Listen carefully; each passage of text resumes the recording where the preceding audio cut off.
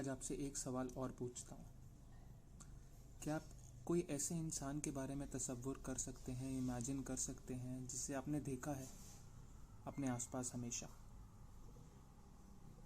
पर आप उसे जानते नहीं हैं?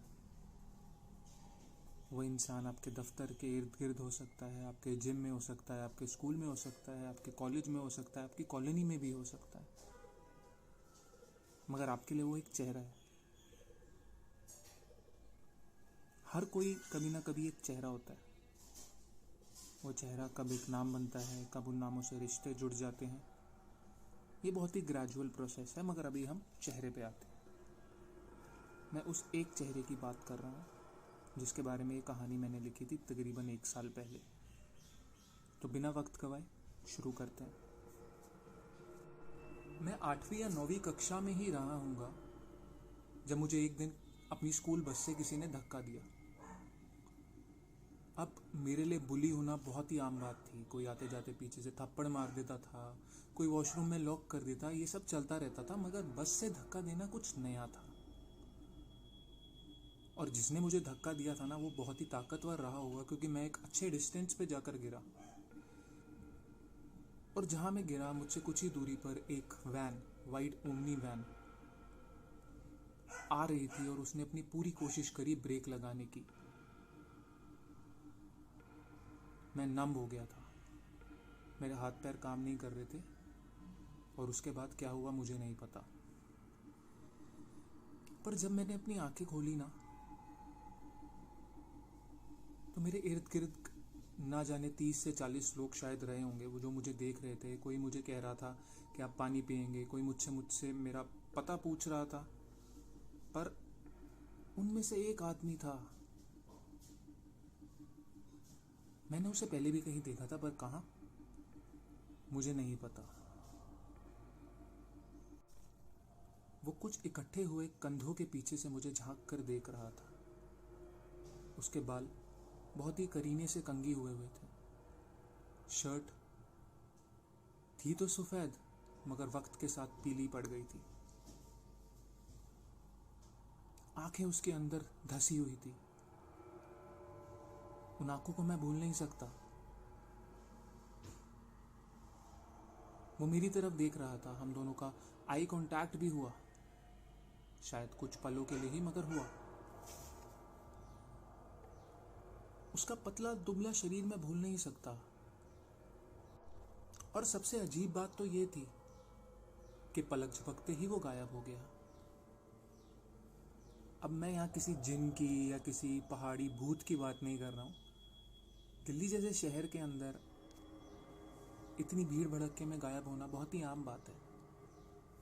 बहरहाल, मैंने अपना स्कूल बैग उठाया, अपने कपड़ों से धूल झाड़ी और अपने घर की तरफ चला गया। जब मैं घर पहुंचा तो मेरे दादाजी खाना बना रहे थे।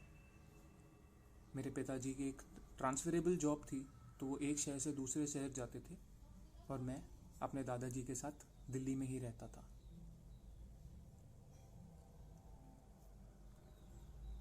मेरे दादाजी, जो एक रिटायर्ड लाइब्रेरियन थे, वो अपनी जॉब को मिस ना करें, इसलिए उन्होंने घर में हज़ारों किताबें, मैं झूठ नहीं बोल रहा, हज़ारों किताबें उनके पास थी।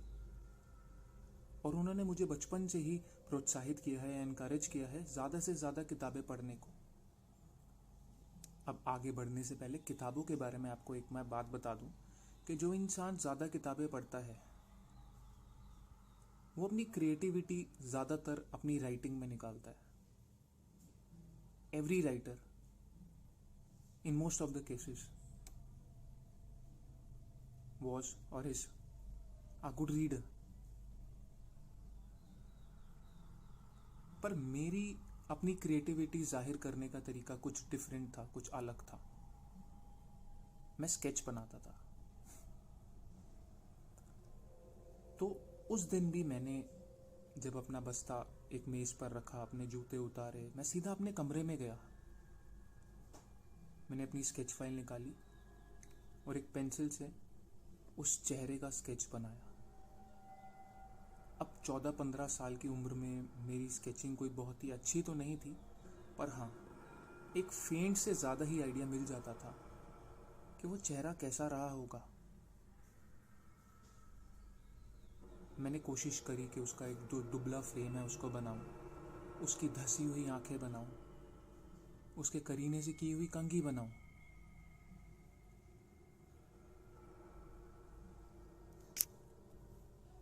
बहरहाल मैंने अपने दादाजी को उस एक्सीडेंट के बारे में कुछ नहीं बताया, ना ही वो इकट्ठी भीड़ के बारे में बताया और ना ही उस चेहरे के बारे में बताया। समय बीता और मैंने जब ग्रेजुएशन करी तो इतिहास में करी, हिस्ट्री में करी, और साथ ही साथ मैंने अपने आप को एक फ़ाइन आर्ट्स के कोर्स में इनरोल कर लिया। मैंने फ़ाइन आर्ट्स पढ़ना शुरू किया एक प्रोफेशनल तरीके से। तो एक सुबह की बात है, मेरी अलार्म बजी नहीं और मैं लेट हो गया था अपनी क्लास के लिए। बहुत ही जल्दबाजी में मैं तैयार हुआ, अपना बस्ता टांगा, अपनी मोटरसाइकिल बिना साफ करे स्टार्ट की और चल गया अपनी क्लास की तरफ। अभी मैंने रोड क्रॉस करी ही थी कि मुझे याद आया कि अपने पेंट ब्रशेस मेज पर ही भूल आया हूं मैंने बिना सोचे समझे अपनी बाइक मोड़ी और बाइक मोड़ते ही एक काले रंग की एसयूवी मैंने मुझे टक्कर मारी। जो एक बड़ी गाड़ी थी काले रंग की एसयूवी, उसने मुझे टक्कर मारी और फिर से मैं नम हो गया। यहाँ पर मैं आपको एक चीज़ बताना चाहूँगा कि अगर मैं तरीके से सोचूं तो वो जो नमनेस है ना, वो मेरा एक सरेंडर है। इन सिचुएशंस में नम होना मैं चूज करता हूँ जहाँ पे मुझे लगता है अब मैं कुछ नहीं कर सकता, अब मुझे सरेंडर कर देना चाहिए। बहरहाल जब मैंने अपनी आंखें खोली तो मेरा सर गाड़ी के नीचे था और उसका पिछला पहिया मेरी गर्दन से 8 इंच दूर। मुझे 2 से 3 मिनट लग गए समझने में शायद कि मैं कहाँ हूँ और यहाँ कैसे आया, और मैंने अपने आप को उस गाड़ी के नीचे से धकेला, बाहर निकला मैं किसी तरीके से। फिर वही भीड़, फिर वही अनगिनत कंधे, फिर वही आंखें मेरी तरफ घूर रही थी सारी। कोई मेरा पता पूछ रहा है, किसी ने उस ड्राइवर का कॉलर पकड़ा हुआ है और वो ड्राइवर मुझे कह रहा है कि कहीं आपको चोट तो नहीं आई, मैं आपका इलाज करवा देता हूँ। और मैंने उनको बोल दिया कि सब ठीक है, आप इस ड्राइवर को छोड़ दें। मेरी कोहनी काफ़ी खून आ रहा था, आँख के पास मेरी एक कट लग गया था, सर पे मेरी थोड़ी सी चोट थी। और तभी मुझे वो चेहरा दिखा। उस इंसान का कद मुझसे कुछ छोटा था, आंखें धसी हुई थी, बाल फिर करीने से कंघी हुए थे। उसने एक हरे रंग की शर्ट पहनी थी जिसका जो रंग था वक्त के साथ कहीं कहीं उड़ गया था। फिर वो मुझे देख रहा था, हमारा आई कांटेक्ट कुछ पलों के लिए फिर हुआ और पलक झपकते ही वो फिर गायब। जब पहली बार मेरे साथ ऐसा हुआ था ना, तो मुझे बहुत ज़्यादा एक डर वाली फीलिंग नहीं आई, मैं क्यूरियस था, पर अब मैं डर चुका था। लंगड़ाता हुआ मैंने अपनी बाइक स्टार्ट करी, बिना गियर बदले मैं अपने घर पहुंचा। मेरे दादाजी बाहर ही थे, पौधों को पानी दे रहे थे। मैंने सीधा चलने की कोशिश करी, मगर शायद उन्होंने मेरी लंगड़ाहट जो थी उसे नोट कर लिया था, और उससे ज़्यादा मेरी खून से सना हुआ जो रुमाल था जिसे मैंने अपनी कोहनी पे रखा हुआ था, उन्होंने वो भी देख लिया। अपने कमरे की तरफ जाते हुए मैंने उनको सब समझाया। उन्होंने मुझे हल्दी वाला दूध दिया और कुछ मरहम मेरी कोहनी पर, मेरी आँख के पास और मेरे सर पर लगाई। मैंने फिर उन्हें उस चेहरे के बारे में नहीं बताया। जैसे ही वो कमरे से बाहर गए, मैंने अपनी स्केचबुक फिर निकाली और इस बार जितने तरीके से मैं उस चेहरे को बना सकता था मैंने बनाया। उसकी धसी हुई आंखें, ना जाने पेंसिल से, ना जाने जो ये ग्राफिक पेन्स होते हैं जो उस टाइम नए नए इंट्रोड्यूस हुए थे, उनसे मैंने जितने सलीके से वो चेहरा बना सकता था मैंने बनाया। पता नहीं मुझे क्या हुआ, मैंने अपनी दराज खोली और एक बिखरी हुई ड्राइंग फाइल निकाली, स्केचबुक जो होती है वो निकाली।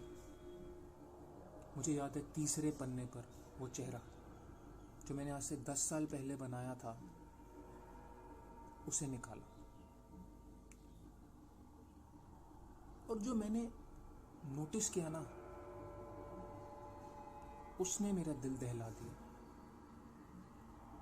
उस 9-10 साल के डिफरेंस के अंदर उस इंसान के चेहरे में बिल्कुल भी फर्क नहीं आया, बिल्कुल भी डिफरेंस नहीं आया। वही धसी हुई आंखें, वही सलीके से जो करीने से बाल कंघी किए हुए, वो ही एक भी झुर्रियाँ, एक भी सफ़ेद बाल, कुछ नहीं। जब मैंने उसे आखिरी बार देखा था उसकी उम्र कुछ 22-23 या शायद 24 साल की रही होगी। और 10 साल बाद भी वो 24 का ही लग रहा था। तरह तरह के सवाल मेरे मन में आए। क्या वो भूत है, कोई प्रेत आत्मा? क्या वो ही कारण है कि बार बार मैं ऐसे एक्सीडेंट से निकल रहा हूँ, बार बार मेरे एक्सीडेंट्स हो रहे हैं? नहीं पता मुझे, पर मैं डर गया था, काफी डर गया था। समय बीता, उस चेहरे को मैंने फिर कहीं नहीं देखा। मुझे नौकरी मिल गई एक न्यूज़ एजेंसी में।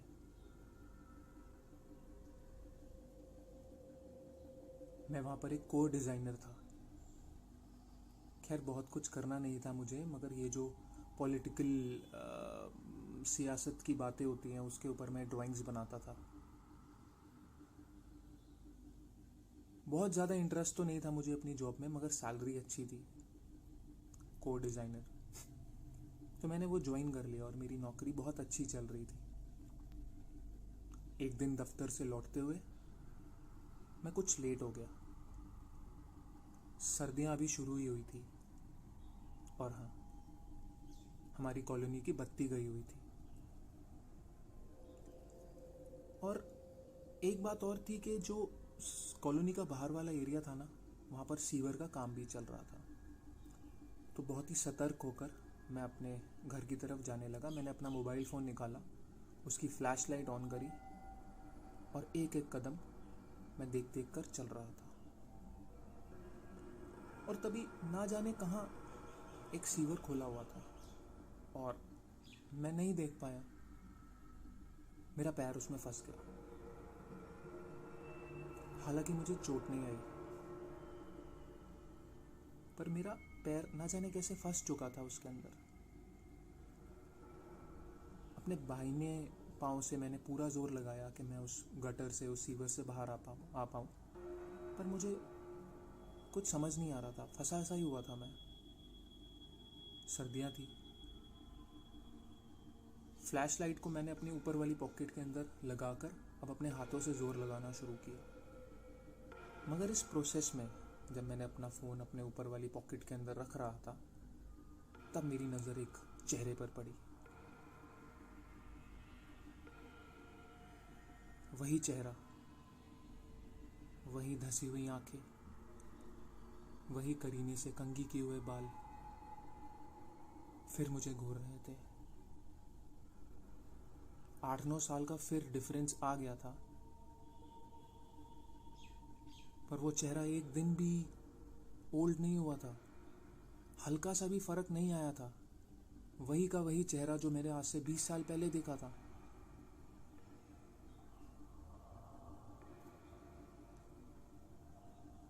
मैं डर गया था। अपने हाथों से अच्छे से जोर लगाकर मैंने अपने आप को किसी तरह बाहर निकाला और फिर उस चेहरे की तरफ देखना चाहा, मगर वो वहां नहीं था। इस बार ना तो भीड़ थी, ना ही मेरी तरफ देखते चेहरे थे, ना ही वो कहीं कंधों के पीछे छुप रहा था, मगर वो गायब हो गया, जैसे हवा में कहीं, शायद किसी जिन या पहाड़ी भूत की तरह। और किसी खुले हुए सीवर के परवाह किए बिना मैं भागा अपने घर की तरफ।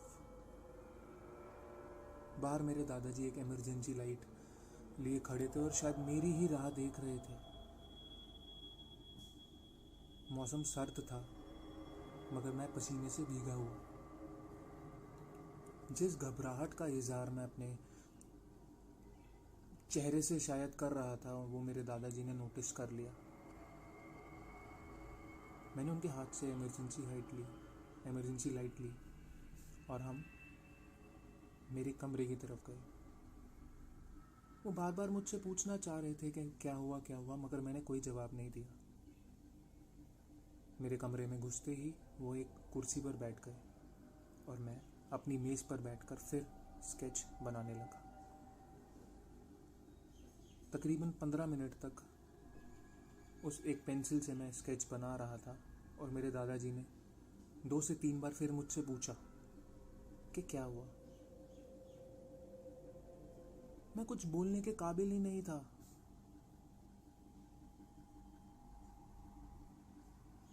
पंद्रह मिनट के बाद मैंने अपनी दराज खोली, वो 2 स्केचेस जो पुरानी थी वो निकाली और तीनों स्केचेस अपने दादाजी के सामने रख दी।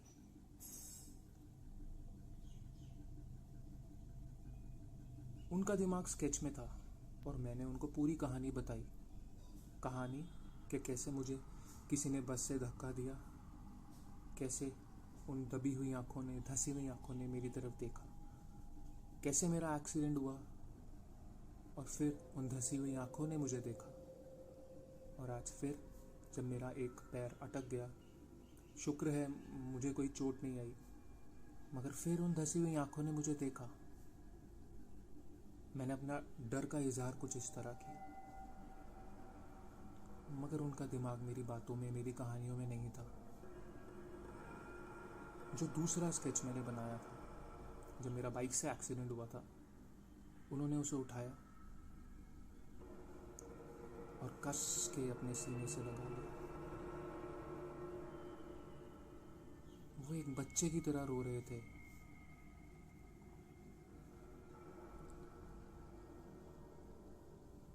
उनका जो चेहरा झुर्रियों से भरा हुआ था वो नम था, उनकी आंखें नम थी।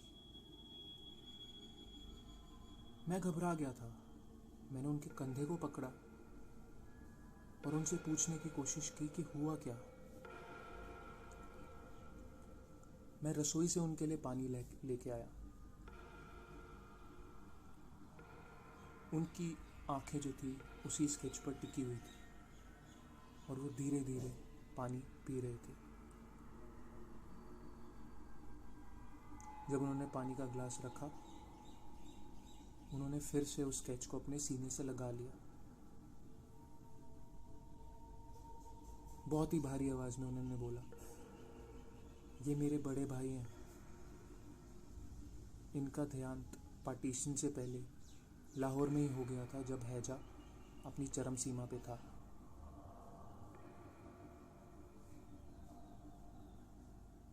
वो तब भी मेरे और मेरे परिवार की रखवाली करते थे, हर एक चीज का ध्यान रखते थे। उनकी आंखें फिर भर आई जब उन्होंने कहा कि आज भी वो मेरे परिवार की रखवाली कर रहे हैं। वो कोई ऐसे भूत नहीं है जिनकी उम्र नहीं बढ़ रही। वो तुम्हारे गार्डियन एंजल है, गार्डियन एंजल। उस दिन के बाद ये 2 शब्द हमेशा मेरे साथ रह गए।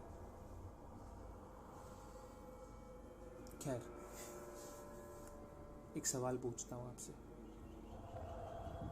क्या आप कोई भी एक ऐसे चेहरे को जानते हैं जिसको आप देखते हैं मगर उस चेहरे का कोई नाम नहीं है?